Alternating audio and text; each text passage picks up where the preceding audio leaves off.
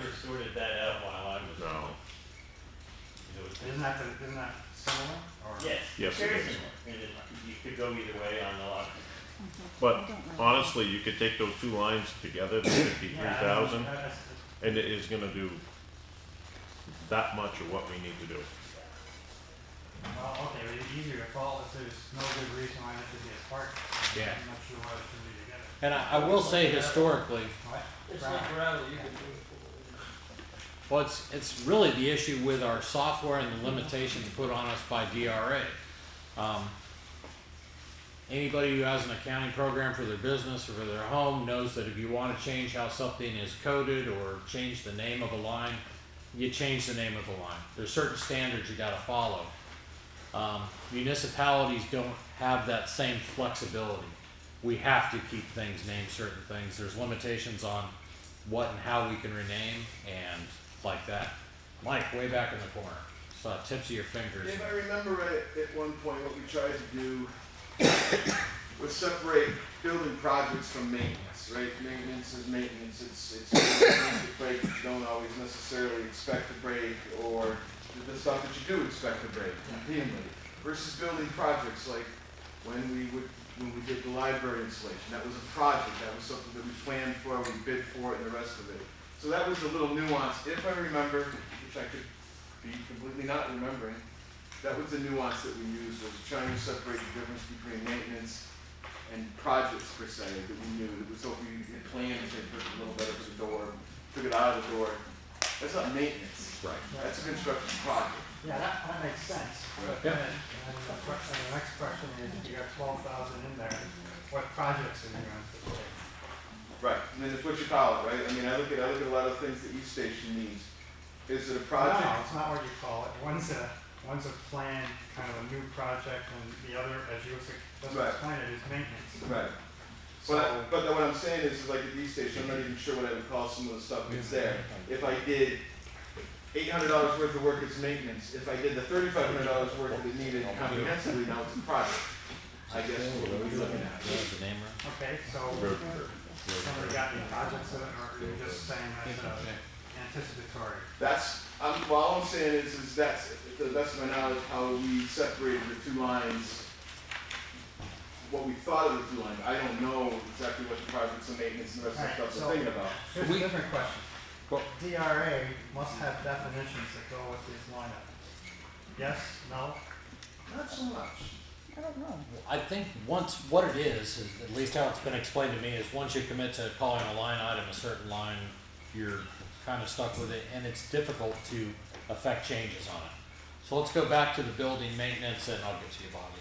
Building maintenance and the building projects. Bill Rodenberg worked with Joel last year or the year before, I can't remember, and they compiled a very long list of projects that could be done. And I don't want to use projects in one direction or another. Things that either needed, mostly were repairs. A to-do list. A to-do list, a punch list. And we continue to, I think, add to that list. What the expectation is that once we get past the budgeting process, then the selectmen, before we just randomly start spending money saying, let's go do this, we need to prioritize those. So there is a list of things that need to be done that easily exceed 40,000 or 50,000. And this next step, I think the prudent step would be to prioritize those once we get into next year and we start knocking them off. So, yeah. Real quickly, Bobby had her hand up and I'll get you. Go ahead. Okay, the thing is that last Thursday, that line was only 17,000, right? About 17,900? Probably when you left, yes. Okay, so that's it. You added 23,000 because there weren't departments that needed some of the money back. I think people need to understand what happened.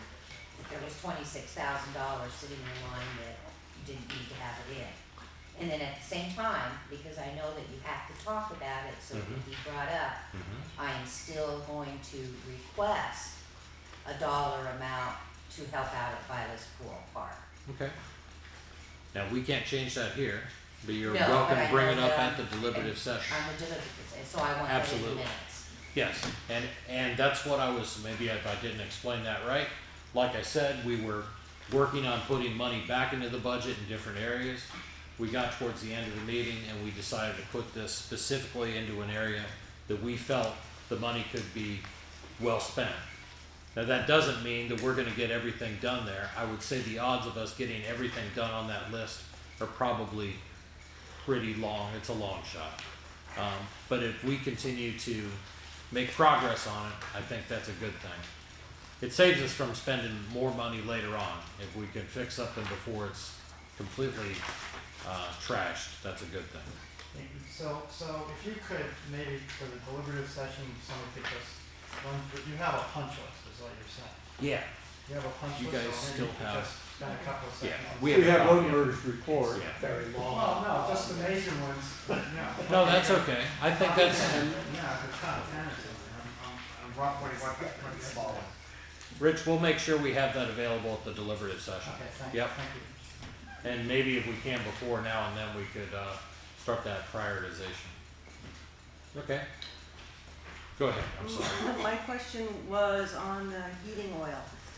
Was there any reason you didn't go with the schools this past year? Generally, didn't you, the We towns have. go with the schools? And they had not locked in on the contract, Okay, so we locked in with Rhymes, and we were able to get a really good price not going with the schools.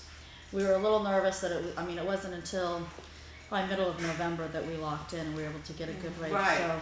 right, I knew it was late in the Yeah, season. it was late, so just I was a wondering little how- nervous about waiting to have them come up with something, so. This year it worked out okay. This year it worked but out with the next year numbers. Well, hopefully Maybe they'll lock not. in a little earlier, so.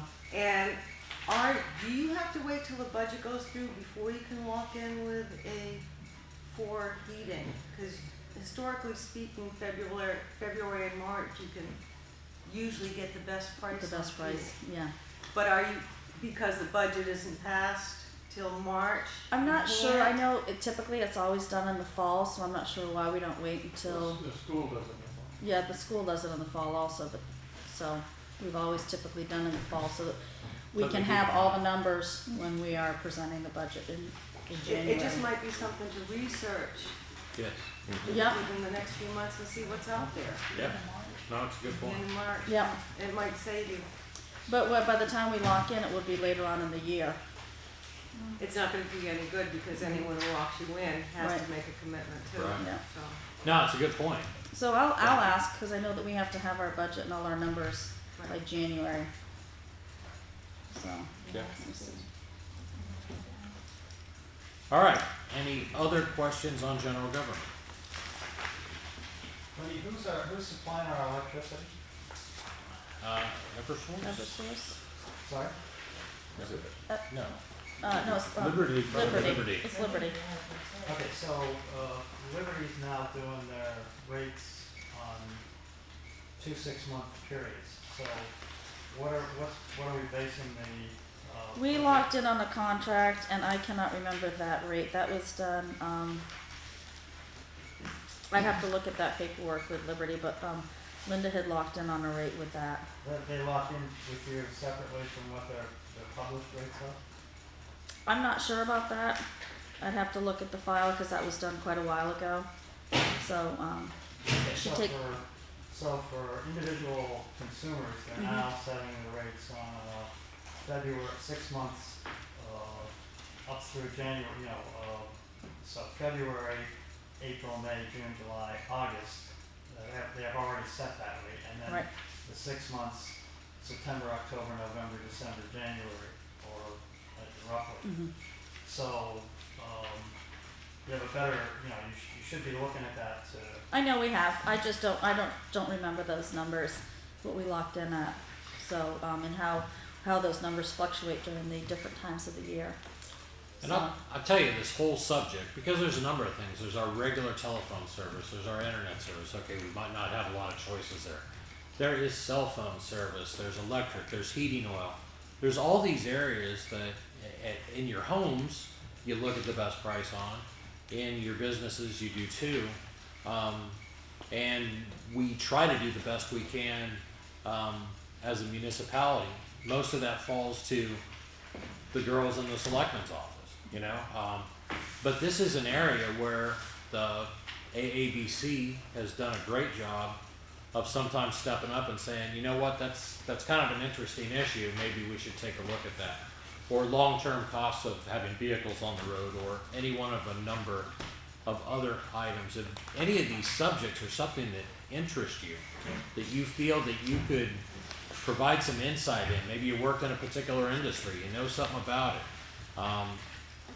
please contact us, and if you're interested in getting involved, the only thing it can do is bring your taxes down, so it's not a bad thing. All right, if that's it on general government, we will go to cemeteries. Cemeteries 2016 budget was $4,000. The actual spend in 2016 was $8,328.92. The 2017 request is for $10,003. So this has changed a little bit. Bruce, you want to take this one? Yeah, I'll speak to this.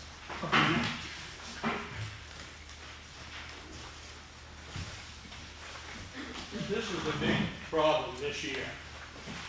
I guess I start by saying we're in a transition period with our cemetery business.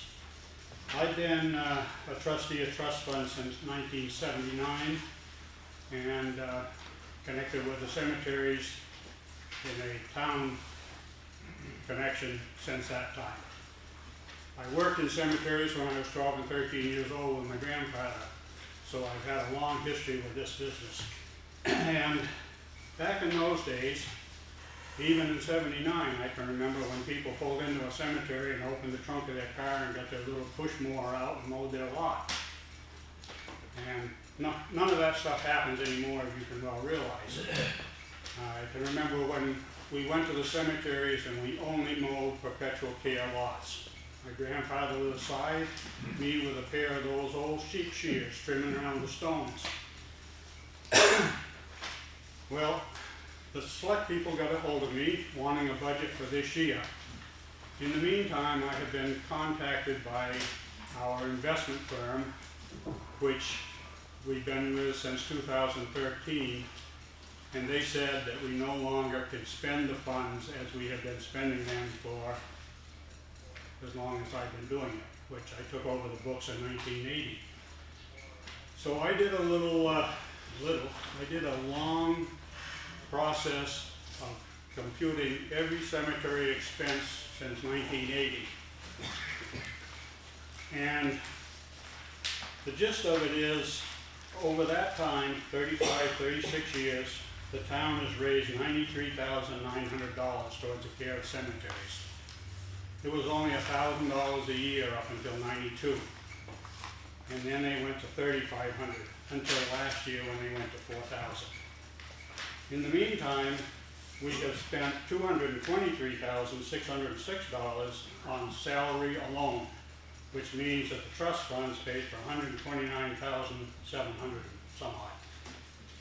That has nothing to do with gas and oil, equipment maintenance, rental, loan, fertilizer, tree removal, and the list goes on and on. Oh, equipment purchases. Over that time period, we purchased $28,679.79 worth of equipment. The town has never raised a dollar in taxes for any of this stuff for the cemetery. Now the reality of this is, trust funds, when they're established on your lot, Chris, by law, they're only supposed to be spent. The interest on your trust fund is only supposed to be spent to maintain your lot. Well, I had seen how this had run for years and what poor condition the cemeteries were in. So I got in '79, and then in '80, Marie Bender came on board, and in '81, Lou Kalivas came on. So we replaced the board of trustees that had been in place for a number of years. And then in '83, Reggie Clark replaced Lou Kalivas because he resigned. So at that point, I said to Reggie, when you go through the cemetery and fire up the mower, mow the whole cemetery. None of this here and there hitting this stuff. And we've done that ever since then. There was enough funds generated by the trust funds, so we've been able to do this with a small contribution from the town. According to law, the town is required to maintain the cemeteries, and the trust funds only maintain the trust fund lots. We have 265 trust fund lots out of roughly 1,500 lots. There are over 2,050 stones, headstones, markers, whatever in these that you mow around. Never mind trees, bushes, and other obstacles. So I have been trying to get an appointment with Barry Knowles at the Attorney General's office. I'm waiting, checking my email every day. She agreed to meet with me, she just hasn't called back to give me a time. But I know I'm battling a wall here because I have a piece of paper there that I was sent from another town that went there trying to get the use of the funds for general maintenance. Doesn't work. The sad part about it, if I had not spent all this money all these years maintaining the cemeteries, we'd have over $250,000 sitting in these as interest in these trust funds. And other towns that battled this over the years, there's been a number of times it's gone to court. It's never succeeded. So I don't have much hope that I'm going to either. But I'm going over there and lay on the line everything I've done and how it's worked and one thing and another, and I'll probably come home and have the same story that I'm telling you right now, but I'm going to give it one more shot. So, with that said, I never gave the selectmen, I gave them a history lesson, a little more in depth than I'm giving you. And I told them that. I said, I can't give you a budget now, I don't know where we're going. I know we will get funds from the interest for the perpetual care loss to apply towards our cemetery maintenance. Can't tell you right now what that's going to be. Tell you better as soon as I can get that meeting. So, what I did is I went back for the last 5 years, and over the last 5 years, it cost us in the area of $15,000 a year to maintain the cemeteries. That's the average. So I think that we need to have a budget of $15,000. We've always, up to this point, there's been one line in the budget that said cemeteries, an appropriation from the town, $3,000 or $3,500, whatever it was. And that's all you ever saw on your budget. I also went around to all the surrounding towns, every town that surrounds Alstead, and got their figures. And just to give you a little reference here, Ackworth has 4 cemeteries. They raised $19,500, I believe. Langdon has 2 cemeteries. They raised $10,000. Walpole has 2 large cemeteries, 3 small cemeteries. They raised $39,700. Charlestown has 4 cemeteries. They raised $70,000 for the maintenance of their cemeteries. And we've been getting along for 15, it keeps going up a little as everything does, but the last 5 years it's averaged 15,000. So what I'd like to see is, I'd like to see under the cemetery department heading, salaries, FICA and Medicare, equipment maintenance, new equipment, gasoline and oil, loam and seed, headstone repairs, fence, gate and walls maintenance, trees, equipment rental, and miscellaneous. Doesn't mean you'll have a figure under all of those line items each year, but you will under most of them.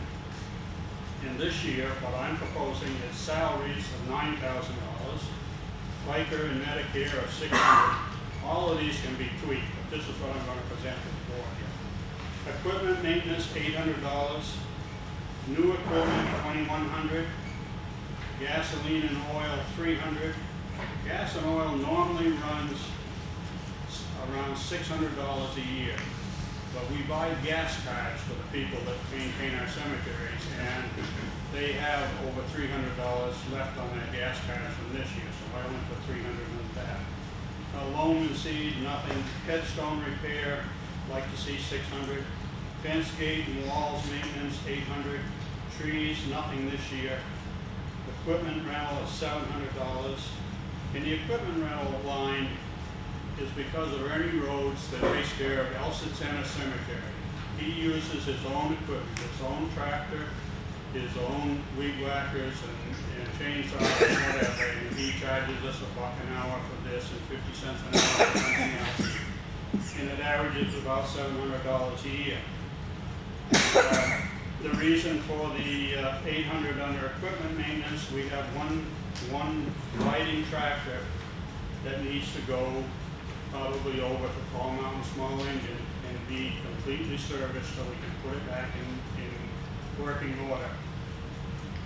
Will it cost $300? Will it cost $1,000? I don't know, but when you start paying the hourly rate, $800 is probably pretty reasonable. Any questions I can answer? No. What is the percentage of the interest on the trust that you can use for the cemetery? You gave the number of headstones, but have you figured out a percentage of your total cost that you could apply? Yeah, well, the only way I can relate to that is we have a little over 12 acres of cemetery land. We have 7 cemeteries in us, a little over 12 acres. The trouble is, the cemetery plot is 4 foot by 11 foot. That's one individual plot. Now you can buy a double or a triple or whatever. All the land that's out in front of the cemeteries, all the roadways, and all that stuff is all mowed and maintained, but it doesn't fall under any lots. So when I took an average size of a cemetery lot, and I tried to be generous about that because there are a few singles, there are a lot of doubles, there are some triples, some quadruples. So I think I ended up with 200 square feet for an average lot. And I took that times the 265, and anyway, when you figure it all out, the trust funds cover about 9% of the cemetery land. So does that mean that we're going to only have 9% of money from the trust fund towards the 15,000? I hope not. I mean, I would hope that one way or the other, I'm going to come out of there with $1,500 to $2,000 to $2,500 out of trust funds to go towards this. But I can't tell you. I just can't tell you. If they don't throw me in jail, that'll be great. If they do, I don't smoke or drink, send me peanuts. But I'm going over and see what I can do. But what I've done over all these years is not according to RSA 3822. And that was just brought up this year by your attorney? Not by the attorney, it was brought up by the investment company because they have to go by the law. And for years, I had all the cemetery funds. At the end of the year, I would withdraw the interest out of every cemetery fund and put it in a cemetery income fund. And then we would draw the money for maintenance or whatever out of that income fund. And the thing that kind of amuses me is I have to send an MS-9 and an MS-10 form to the Attorney General's office and the Charitable Trust office every year. And their lines are right there. Cemetery income took this much out. Nobody ever questioned it in 35 or 6 years. But I guess I should probably say I knew this wasn't quite kosher, but we've done it, and but now we may not do it anymore. I guess my bottom line is the town got a free ride for 35 years, and now we may have to start paying our fair share. Yes.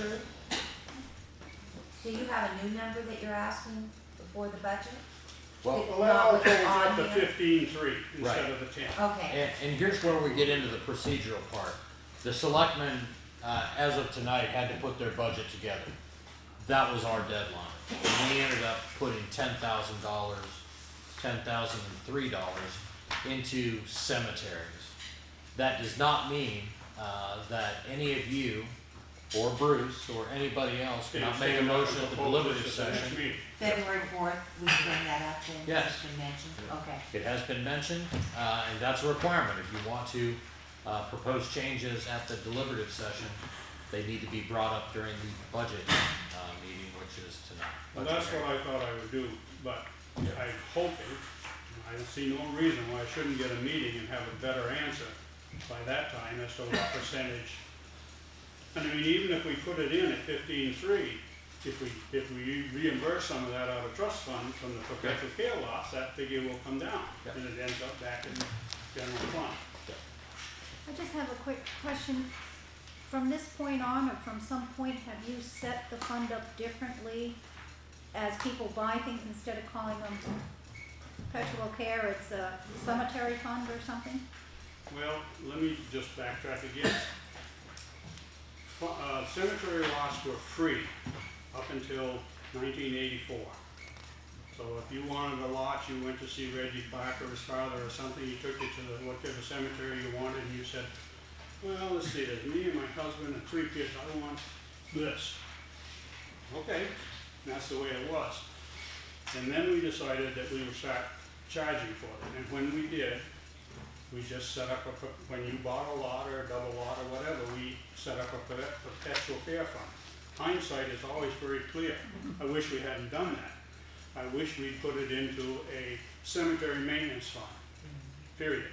And that's what we will do from now on for some facsimile of that. But water that's over the dam, now every time I sold a lot from 1984 on, it says right on the little deed that the balance that is for the care of that lot, balances for care, can be used for care of cemetery. Will that hold any water? I don't know, but I'm taking it with me. So, I mean, that was our intention. But, and because it's written on our little deed, it may, but I can't guarantee that. There also were a few funds that were set up as long ago as 1936 that said the same thing, that the balance could be used for care of cemetery. So I'm taking all of that too, but will I get anywhere? I'll let you know, hopefully before the deliberative session. Any other questions? Don't have any other answers anyway. Thank you. Thank you, Bruce.